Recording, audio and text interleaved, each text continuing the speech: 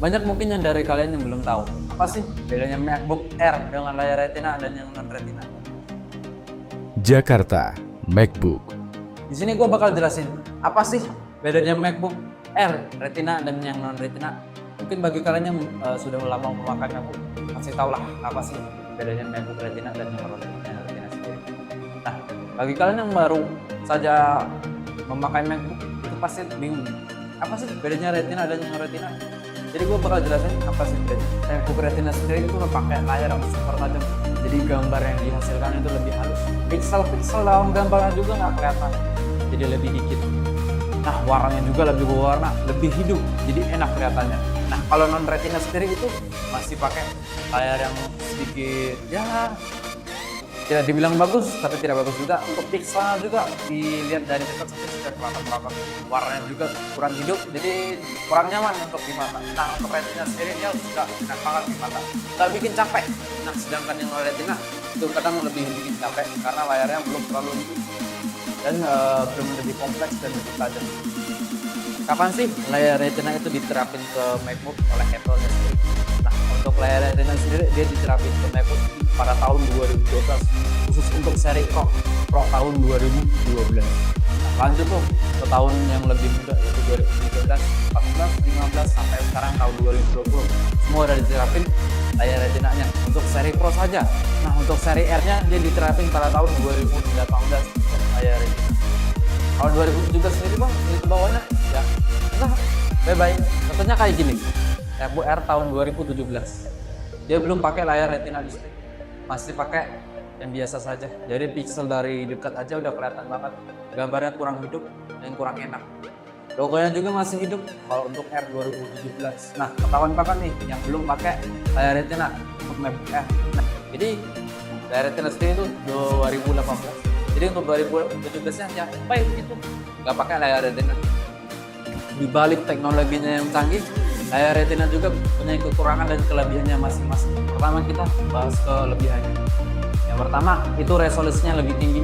Jadi buat lu yang kerja detail banget itu udah enak banget layar Retina. Jadi apapun yang kita lihat itu udah enak, nggak bikin mata lemas.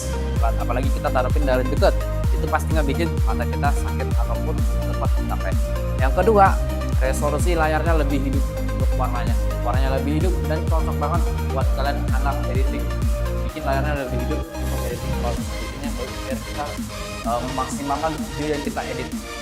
Nah, yang ketiga, layar Retina juga udah lebih terang daripada yang non Retina sendiri.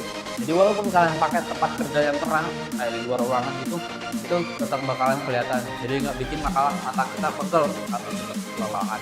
Nah, yang keempat, dia sudut pandangnya lebih luas. Jadi walaupun kita lihat dari samping itu sudut pandangnya tetap jernih atau tetap kelihatan dengan sangat jelas. Itulah enaknya MacBook Air Retina. Layarnya udah pakai Retina. Nah, sekarang kita bahas yang namanya kelemahan layar Retina. Pertama, itu harga.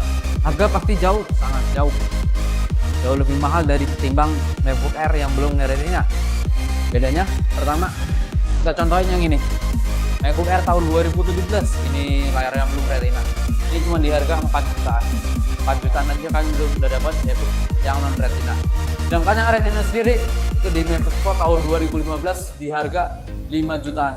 Jadi kalian harus punya budget lebih untuk membeli MacBook dengan layar Retina. Atau nih ya, kalian mau model yang lebih kompleks kayak sekarang MacBook Air tahun 2020 itu kalian harus punya budget lebih. Nah, untuk RAM 8/128-nya sendiri MacBook Air tahun 2018 itu di harga 7 jutaan. Jadi kalian harus punya budget lebih untuk membeli layar Retina-nya juga. Nah, kelemahan yang kedua itu servis yang mahal. Layar Retina kalau rusak biayanya mahal banget. Bisa sampai 8-7 juta.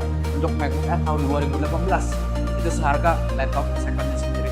Itu yang bikin MacBook Air Retina memiliki kelemahan yang cukup parah di situ.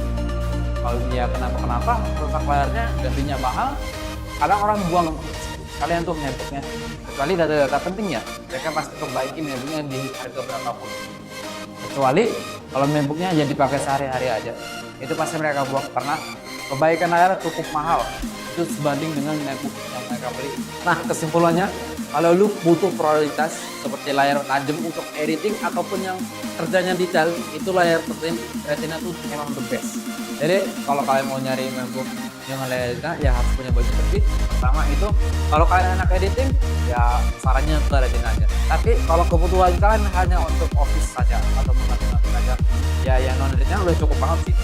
Jadi ya saya gitu aja sih, kesimpulannya gitu aja. Terima kasih sudah menonton, jangan lupa like, komen, dan subscribe. Jika ada kesalahan saya mohon maaf, saya beri dan saya